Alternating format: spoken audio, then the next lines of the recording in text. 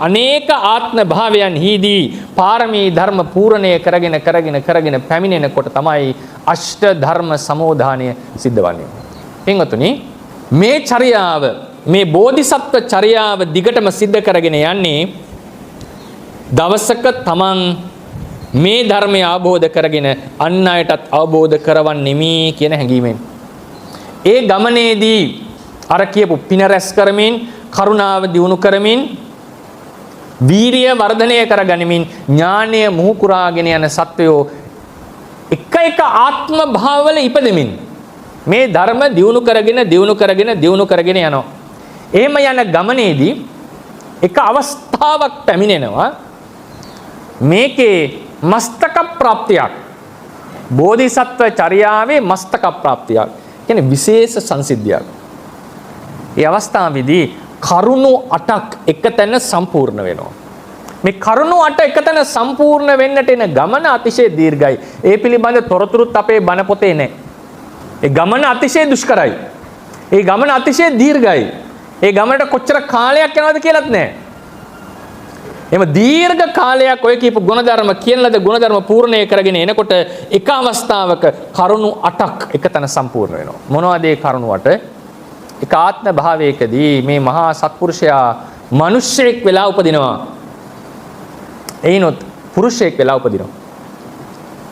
මිනිසෙක් වෙලා පුරුෂයෙක් වෙලා මේ සත්පුරුෂයා ගිහිගෙය ගැන කලකිරිලා, කාමයන්ගේ ආදීනව දැකලා, නෙක්ඛම්මේ ආනිසංස දැකලා කාමයන් අතහැරලා පැවිද්දකටපත් වෙනවා. බොහෝ ජීවිතවල එහෙම පැවිද්දටපත් වෙනවා. නමුත් මේක විශේෂ අවස්ථාවක්. මොකද තව කරුණු කීපයක් එක්ක මේ සම්පූර්ණත්වය ලබන්නේ. පැවිද්දට යනවා. පැවිද්දට ගිහිල්ලත් පැවිදි නිකන් ඉන්නව නෙවෙයි. සමාධිය උපදවලා අෂ්ට සමාපatti අභිඥාදිය උපදවා ගන්නවා. අභිඥාව දක්වා සමාධිය දියුණු කරනවා. කාමයන්ගෙන් වෙන් වෙලා නෙක්ඛම්මයට පැමිණිලා ඒ නෙක්ඛම්මෙත් සිත කෙලෙසුන්ගෙන් මුදවනවා. පැවිදි වෙනවා කියලා කියන්නේ අපි කයින් කෙලෙස් වලින් මිදෙන එක. කෙලෙස් වලින් දුරස් වෙන එක. කෙලෙස් වලින් දුරස් වුණාට හිතේ කෙලෙස් හට ගන්නට පුළුවන්. හිත කෙලෙස් වලින් මුදවන්නේ ධානයටපත් වෙනකොට. කෙලෙස් වලින් මුදවලා තනිව හිත ගන්නට ඕනේ. ඒක තමයි ඒකට්ටුපට්ඨානය කියලා. සිත කෙලෙස් වලින් මුදවා ගන්නට ඕනේ. ඒ කෙලෙස් වලින් මිදෙන්නේ ධානය උපදවන. ඒ ධානය උපදවලත් එයින් අභිඥාව දක්වා හිත දියුණු කරන්නට ඕනේ. එහෙම හිත දියුණු කරලා ඉන්නකොට මිනිස්සෙක් වෙලා, පුරුෂයෙක් වෙලා, පැවිද්දකටපත් වෙලා, පැවිද්දෙත් ධාන අභිඥාදී උපදවලා ඉන්නවා. ඒ වගේම ඒ වෙනකොට සම්බුද්ධ ශාසනයකදී සතර පද ගාතාවක් අහනකොට සත්‍යාබෝධය කිරීමට තරම් උපනිශ්‍රයක්, පුණ්‍ය මහිමයක්, ප්‍රඥා ඥානයක් දියුණු වෙලා තියෙනවා. සාමාන්‍ය තාපසෙක්, සාමාන්‍ය අභිඥාවක් උපදවන කෙනෙක් නෙවෙයි. ඒ ජීවිතේ සතර පද ගාතාවක් අහලා රහත් වෙන්නට තරම් ඥානයක්, පිනක්, පාරමිතාවක් මුහුකුරා ගිය සත්වෙක්. ඒ මට්ටමට හිත දියුණු වෙලා මිනිස්සෙක්, පුරුෂයෙක්, පැවිද්දෙක්, පැවිද්දන් අතරත් කෙලෙස් වලින් හිත මුදවාගත්ත පැවිද්දෙක්. එයිනොත් සතර පද ගාතාවක් අහලා රහත් වෙන්නට තරම් සුදුසුකම් සහිත, පිනක් සහිත, හිතක් සහිත කෙනෙක්.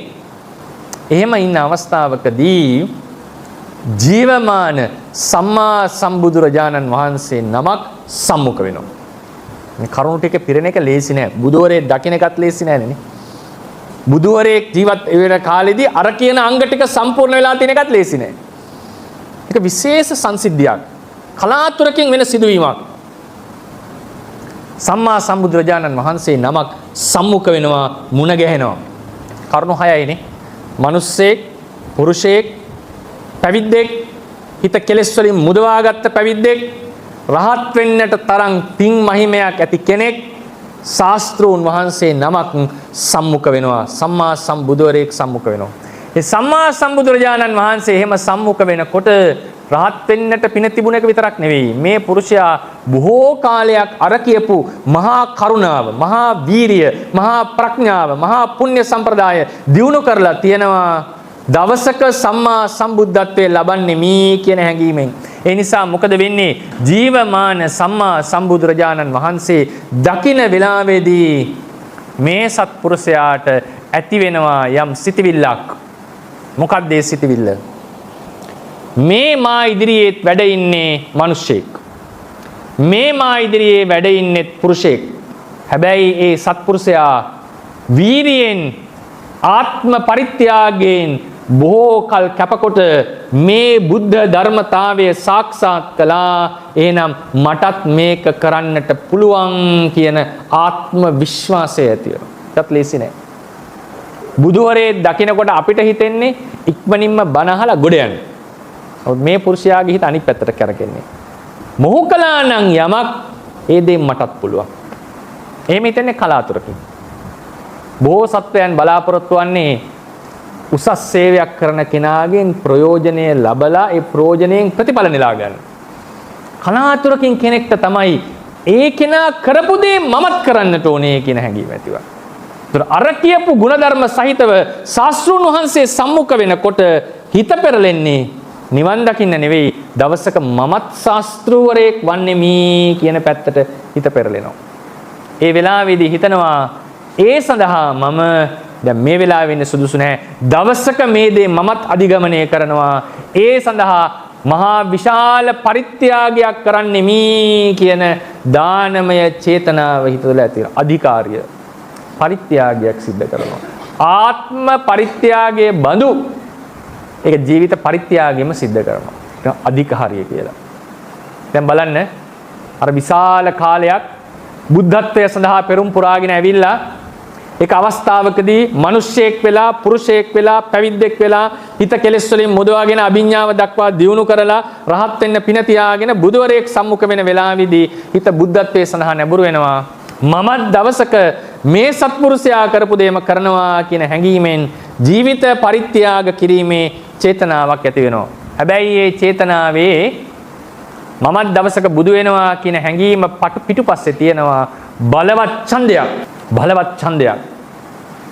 මොකක්ද ඒ ඡන්දය? බැරි වෙලා හරි ශාස්ත්‍රෝන් වහන්සේ වෙලාවේ ප්‍රකාශ කර සිටියොත් පැවිද්ද මහණ ඔබ සාරා සංකේය කල්පලක්ෂයක් අවීචි මහා නරකේ පැසිලා ගුණාපු දවසේ සම්මා සම්බුද්ධත්වයේ ලබන්නේ කියලා ඒක සඳහා නොපැකිල ඉදිරිපත් වීමට තරම් ඡන්දයක් නොපසුබස්නා වූ කැමැත්තක් ඒ సంతානිය තුළ ඇති වෙනවා. ඒකට කියනවා ඡන්දය කියලා.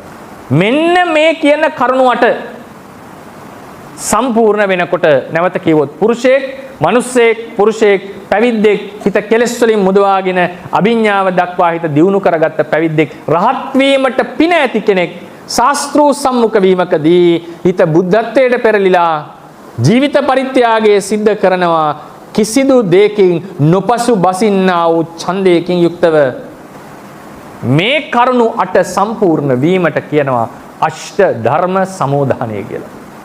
මේ අෂ්ට ධර්ම සමෝධානය යම්කිසි సంతානයක සිද්ධ වුණොත්, මේ කරුණු 8 යම්කිසි సంతානයක සිද්ධ වුණොත්, මේ කරුණු 8න් යුක්තව ආත්ම පරිත්‍යාග දාන චේතනාව සිදු වුණොත් ඒ సంతානය එදාට නියත වෙනවා දවසක සම්මා සම්බුද්ධත්වයේ සාක්ෂාත් කර ගැනීම සඳහා.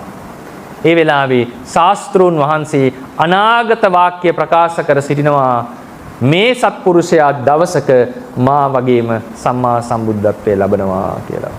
ඒක පින්වතුනි සාරා සංකේය කල්පලක්ෂයකට කලින් අදවන් වූ දවසක සුමේද නම් තාපසයන් වහන්සේ දීපංකර පාදමූලයේදී ඔහුට සිදු වුණා. ඔහු තමයි අද සම්මා අපි ගෞතම නමින් සම්මා සම්බුද්ධත්වයට පත් වුණේ. ඒ අබිනීහාරයෙන් පසු කියන අබිනීහාර කුසලයේ කියලා.